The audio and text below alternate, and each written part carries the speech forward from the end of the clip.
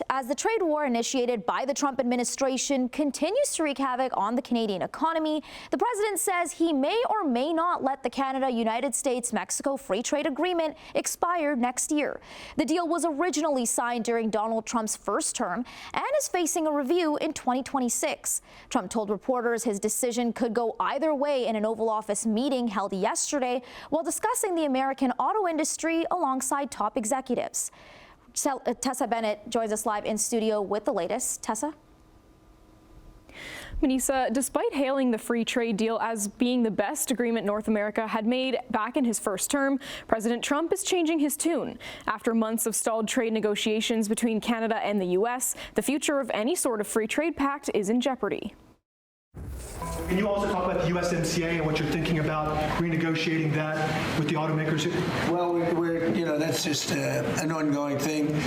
It expires in about a year, and we'll either let it expire or we'll maybe work out another deal with Mexico and Canada. U.S. President Donald Trump could decide to opt out of the Canada-United States-Mexico Trade Agreement, also known as CUSMA, when it's up for review next year. Politico first reported the news, citing U.S. Trade Representative Jamieson Greer. Greer told Politico the president only wants a good deal, and that means he could walk away from CUSMA entirely. But Greer also said negotiating with Canada and Mexico separately was an option.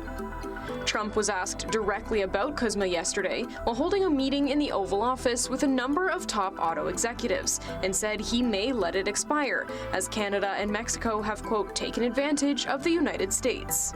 Could Trump just unilaterally withdraw? I don't put it past him to try to do that, but technically the language is that after the review next year, unless there is a commitment to, affirmatively extend the agreement, it's basically on a clock towards, its own demise. CUSMA, which replaced the North American Free Trade Agreement, was signed during Trump's first term in office, and he referred to it at the time as the best agreement we've ever made. It's due for review next year, during which each of the three countries need to unanimously decide to extend the agreement for another 16 years. Both Canada and the U.S. are getting a head start and have already begun that process.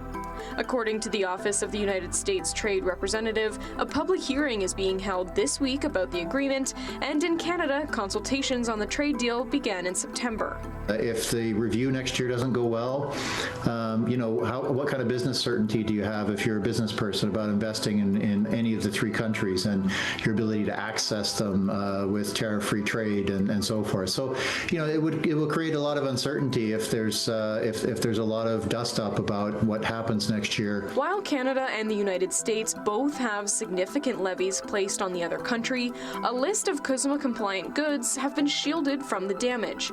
But even with those assurances, sectoral duties remain in place in the steel, aluminum, automotive, and softwood lumber industries. All the tariff rates that Canada would be subject to would, in a sense, revert to the multilateral tariffs that are negotiated under the WTO, which are considerably higher than those that have existed under first the NAFTA and now the USMCA. They're not insurmountable, but it would certainly be a shock. In yesterday's Oval Office meeting, Trump also announced new measures to help the American auto industry and consumers, including an investment of $13 billion from Stellantis. Stellantis announced that it will invest $13 billion to expand its U.S.-based manufacturing by more than 50% and open new manufacturing facilities across the country. And I think a big part of that is also the tariffs. This struck a chord with many Canadians after Stellantis announced it would be moving the planned production of the Jeep Compass model vehicles out of Brampton, Ontario, and into the United States. Prime Minister Mark Carney will be in Washington tomorrow for the FIFA World Cup draw, and he'll be holding brief meetings with President Trump and Mexican President Claudia Sheinbaum on the sidelines.